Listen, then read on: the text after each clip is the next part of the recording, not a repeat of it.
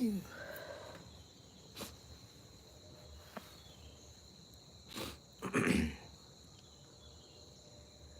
tassa bhagavato arahato samma sambuddhassa buddhang dhammam sanghang namasami.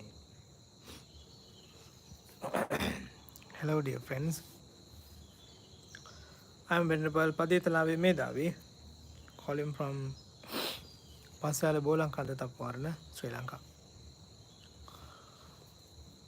Couple of weeks back, we started this segment called Mindful Momentum, and through that way, I am trying to give the solution for everyday problems what you have, perhaps right now.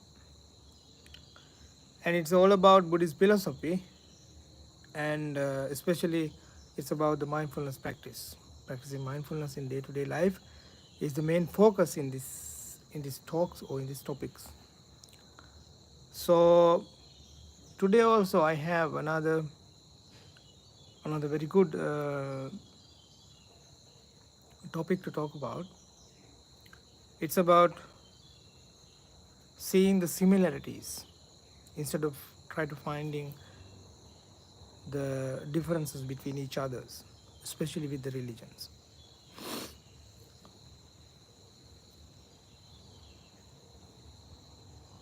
As a developing country like Sri Lanka, since long ago, we struggle with many things, especially the political problems. And most of the political leaders are putting some kind of like a bad seeds into people's head about the religions. So they do want to make the differences between the religions. That's how they get the votes.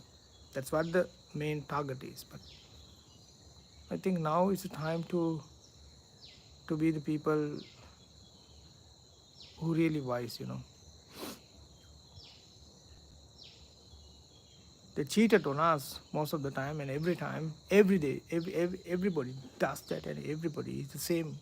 At the end of the day, I think we don't have to trap in the same situation over and over again. Okay, that is what I wanted to deliver today. So I'm starting in like this. In one hand, this is a very golden time for Sri Lankans, especially because of the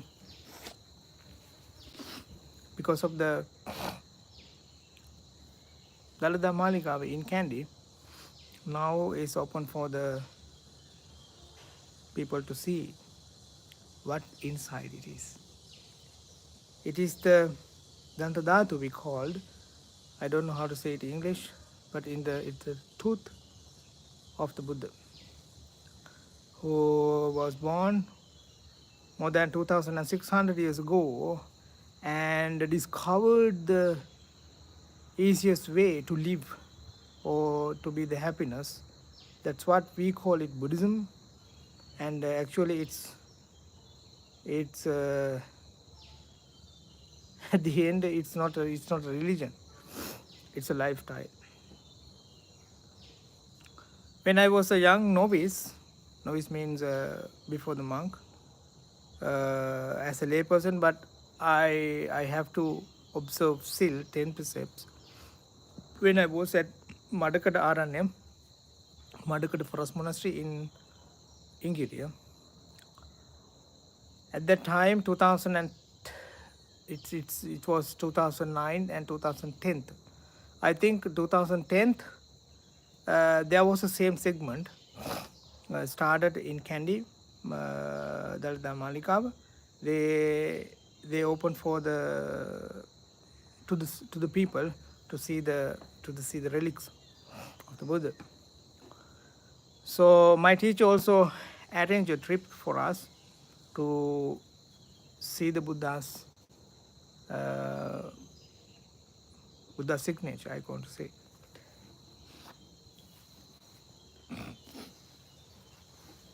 So we went by a car with a bunch of people, and I know at that time I am a very young little boy, age 24 or 23 maybe, 24 or 25, yeah. And at that time, I wasn't mindful actually. My mind goes around everywhere, and I thought I wanted to see the Buddha's.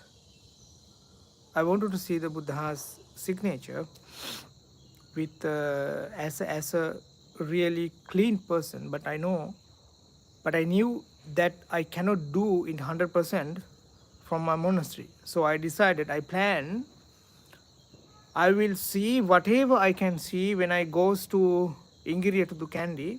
But after that, I will be really prepared and I will be really mindful until I see the Buddha's tooth. Okay. So we went to car and it stopped in nearby, and because I went with the monks, so they gave us a special permit to go to another door. It was like a luckily, otherwise we have to stay in the whole way with the people. And when I goes on foot to see the Buddha's tooth, I thought I wanted to observe still again 10 precepts, and I repeat it in my mind, and I start to be really mindful. Mindful means I did not trying to see any defilement things until I see the Buddha's teeth. Okay, you know why I had this kind of idea? It is important. I think it is important to me anyway, but I do wanted to share with you, because I did not had any chance to see the Buddha in this lifetime. My eyes did not had it had not any luck to see him in person. But in another way, I got lucky to read his thoughts and his teachings. It is in the books called Tripitaka. Then I thought this tooth is a symbol, because the every word he says, he talked, have to touch to this tooth for a second moment. Then I thought, well, I did not had any chance to see the Buddha in person when he Dhamma talk, or I did not had any chance to offer a meal to him, or a pindapata, or some cloth or something, But now I have a chance to see his tooth, because the every word he says is already touched with that tooth. I was so impressed and so amazed, so blessed actually to see that. When I went to see that Buddha's tooth, it was covered by a bold glass. I think it's coming from Japan or something, and because of that reason, it's extracted. It was so beautiful. It was pure white, and I really love it. Still, I have that memory printed in my mind, the Buddha's tooth. So, if I have any difficulties, any problems, I just remember the mental image of mine, and it makes me so much happiness actually. I want to say this because maybe I don't have any another chance to see the Buddha's tooth ever again. Maybe, I don't know. One time he says, if someone who kind to you, who really understand you, and if that person is living far away from you, trying to reach him anyway. If you have to scroll to see him instead of see him, just do it, because the meeting that person makes your life much easier. If that kind of much makes easier to your life, so you have to do it anyway. Like that, I wanted to invite you all, my dear friends. If you have free time to go to see the Buddha's tooth, actually I don't know how to say it politely, but because of my fair knowledge of English, if I say some wrong words, I'm so sorry. Yeah? This is not disrespectful, but I do wanted to say this story. If you wanted to, if you have any free time to go to see the Buddha's tooth, please go to see that, because that is the symbol of our former teacher. I wanted to say, yeah, he's a very kindest person in the world, and in one hand, yeah, he was very healthy as well, but he was the cleanest person in the world. But unfortunately, in the normal society in our life, people sometimes make some kind of like a judgmental words on us, saying some kind of like a wrong ideas, trying to put our mind, put our head. But as a Buddha, what he did was, he tried to express to the people or teach to the people, there are no any differences between everybody. There are similarities. There are similarities. He teaches us, instead of looking for differences, try to find out the similarities each other. Because of the political people, my dear, now everybody are struggling with the many of the wrong ideas and wrong things in our head. I am saying this because now in this is the like a very bad situation, because it's it is coming next vote becoming. So because of this kind of like a heatful moment, usually political people are trying to put some kind of a bad idea into your head and try to make many differences, try to put your head any differences between the religions. Because of that reason, when you see some other religion people, we are going to judgment on them according to according to their dress, according to what they are speaking the languages, according to what they are goes to see their leaders or the pray. That is not right. That is not right. In Karaniya Metta Sutta, Buddha explained, there is a mother who has one child. If there is a mother who has one child, she is protecting her child, her only child, protecting like her eye, like her own eye.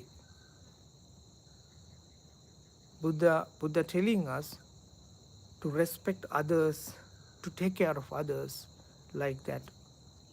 Not only for Buddhist peoples, there is no actually Buddhist people in the world actually. Try to respect or try to protect other peoples like mother who has only one child. She do everything to protect her son, protect her child, like her eye, like her own eye. That's what Buddha's inviting us to do actually. But these political influences are making our life much harder to read the people, and they putting some kind of like a bad seeds. It's like a cancer to our head, you know. That's why people, when we see the other peoples, like other religion peoples, people start to get angry or anxious or frustrated or anger, or these kind of things can come around because of the people say these kind of bad things to your head. But as a Buddhist people, But as a person who listened to the Buddha even, what he says was, try to protect everybody like everybody does. If you protect yourself, or if you wanted to protect others, try to protect yourself. Try to protecting yourself means try to speak calmly kindness words. Try to use calm words. Try to use calm deeds. When you're working, try to use your body language and your every actions with calmness, not without calmness. If you do that so, you will be happy, and you will be the person really good to the world. In one of the sutta called Singalovada, in that sutta, Buddha explained we can serve in 4 ways. One is giving foods and requisites for the people. Second one is giving the good speech, kindness words, lovely words. If maybe you don't have enough money to give to someone else, but how about the words? You can say something nice to people. Even they are not your same religion like you do, but you can say some good words to them though. That you can do. And the third one is try to be a good example for the others. That's why I always saying, in this world there are so many religions, but only one religion is telling us to make the life happiness in this life, in this very life. The other every religions are teaching us you will be happy after you went to the God or something like that. But according to the Buddhist philosophy, you can be happy at this very moment, right here, right now. So according to that idea, I am saying the Buddhist people have to be the really practical example to the world how to act like a happiness person, how to speak like a happiness person or happiest person or enlightened person, how to look like an enlightened person, how to listen like an enlightened person, how to use your body, how to work like an enlightened person. And the fourth one is samanatmatava, is try to respect everybody equally. Most of the time people are forgetting to do that actually. They want to do judgment each other, but that's not what Buddha was said long ago. That's not what he says. He says all the time, try to respect each other, try to protect each other. Maybe they don't know, the other persons don't know how to respect like you do to them. That doesn't matter. Try to be the good example to them. Maybe they don't know how to do that. Try to be the good example to them. Then they will learn maybe. But you don't have to wish for it. You don't have to give something and looking for something comes back to you. You know, if you do good things and good things will happen to you. That is the nature of the world. That is what the Buddha says actually. And these everything are coming from the Buddha's experience and his samsaric journey. And these every words are touched by the teeth, where you can see in these days in Kandy, Sri Lanka, Dalada Maligaon, if you wish to go or if you can go. Okay, so try to make a shutdown faith about that things. And the Buddha isn't come to the world very easily, you know. He is coming from thousands of, not thousands, millions of, after millions of millions a year, only one Buddha is coming to this world. Only one Buddha. There are so much time in this world. It's called Abuddhotpatte Kala, which means there are no Buddha anymore. In that time, people don't know how to respect each other because there are no person who tell them this is story, how to respect. And there are no, especially talk about mindfulness, no, not at all. Even that word isn't in the, in the vocabulary at that time when Buddha is not in this world. He's the one who discovered that words actually. Okay, there are no words in this world called vipassana or samatha or samadhi or concentration, insight, wisdom. No, these kind of words are coming from the Buddha after he started to talk about his experience and his teachings. This everything is coming from him. But the thing is, if we think only the Buddha did this and the other religions don't, maybe we are going to judgment on them, because people can think we are the great people, not others. But if you see the bigger picture, other religions also teaching the maybe, perhaps, not maybe, perhaps the similar idea. Especially when I was as a young monk in my monastery, my teacher used to teach us on every Friday. We call it community. We call it community or class. And in that class, he usually teaches us how to give 5 precepts to the people. We have to say it in front of him, and he usually write down the wrong things, what we do on the book, and give the proper guidance over and over and over and over again until we correct it. In front of him, maybe we have to eat if we don't know how to eat mindfully. Yeah, we have to talk, we have to give a Dhamma talk, and we have to give the, like a Bodhi Puja we do in Sri Lanka. And we have to teach meditation to the people, and we have to counseling. Like we have to ask the questions and or they give you answers to the people also. These kind of things usually my teacher teach us when I was young monk before he died actually. So at that time he not only talk about the Tripitaka, I mean Vinaya, the precept section, and the Sutta, the teachings, and Abhidhamma. Abhidhamma means kind of like a deep insight or something.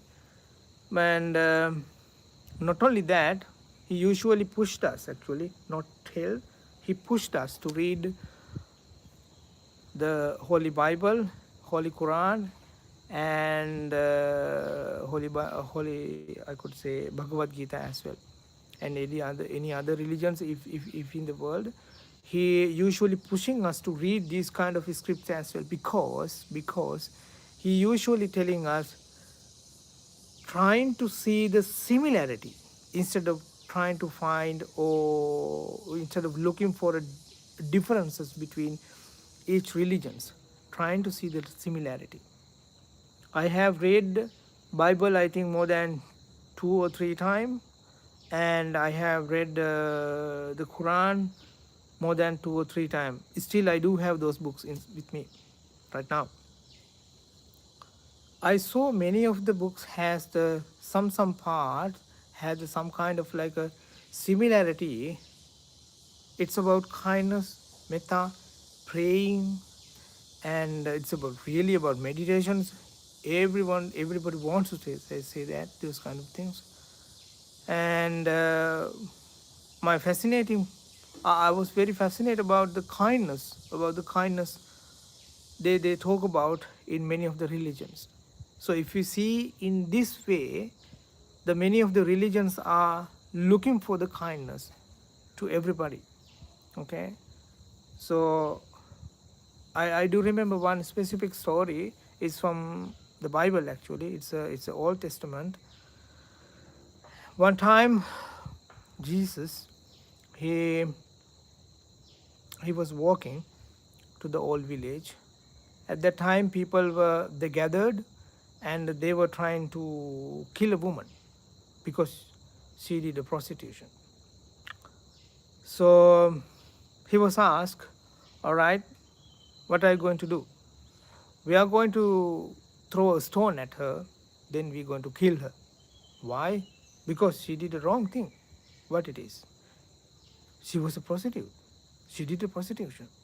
That is wrong for the society. Then Jesus replied, yes, you are correct. It is wrong thing to do.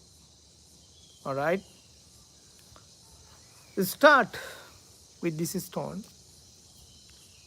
One person who haven't done anything wrong in this life. Let's start with him. Nobody came because everybody have done something in the past anyway.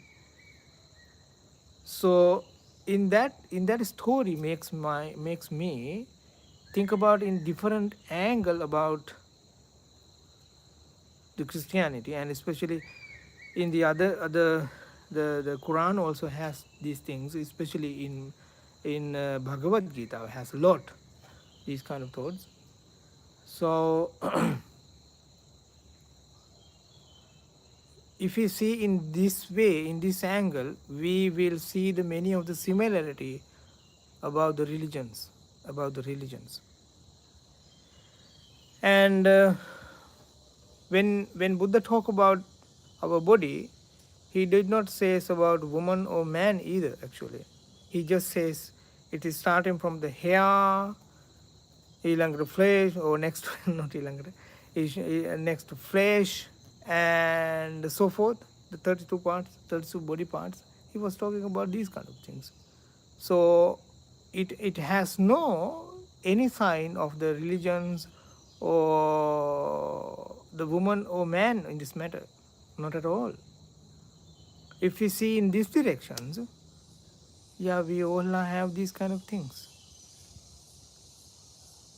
But when people put wrong ideas into our head, maybe we start to thinking differently, like we see through the cancer or something. It is wrong thing to do actually. Okay, so my idea is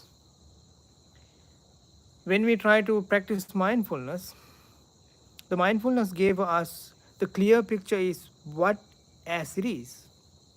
Mindfulness is not going to judgment anything. Mindfulness is telling us what really it is. So that's why in the society, practicing mindfulness is make this society interconnect with each other. If you see mindfully, if you mindful to yourself, you will see inside yourself, and you will see the pain and the sufferings what you have right now. And similar, Buddha explained in the Maha Satipatthana Sutta, mindfulness, discourse of the mindfulness, he usually saying, if you see yourself, try to compare to the others as well, because exactly the same what they already having right now. So when you be mindful to yourself, try to see these things like someone else has it. So if you see in that way, you will see the exact the same pain what they have right now, like you do. This is how we understanding each other. This is how we make compassion towards each other. Not because political people put our head wrong seats or something. Don't listen to them actually. Please don't. Nobody take care of us actually. At the end of the day, we trap. Yeah, everybody wants to make our head messed up more than before, and put new kind of wrong ideas and wrong things and dramas to the society to get the votes for them. Yeah, don't trap with these situations ever again. Okay, instead of doing that, let's try to be wise one last time, maybe before we die. We can be the greatest person in the world. We can be the kindest person in the world to the society.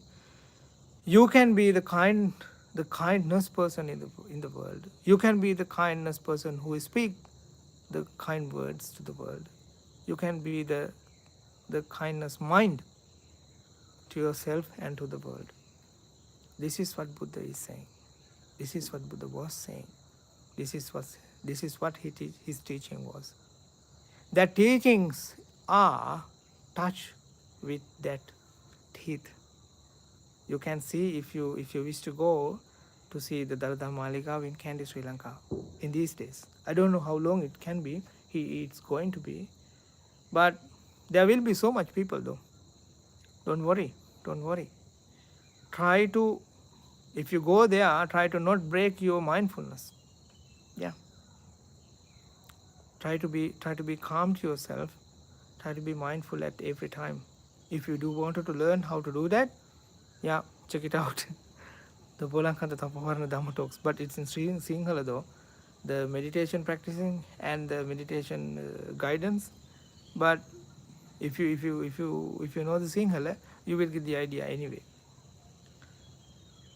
And that's how we are trying to make this world a better place, because we practice mindfulness.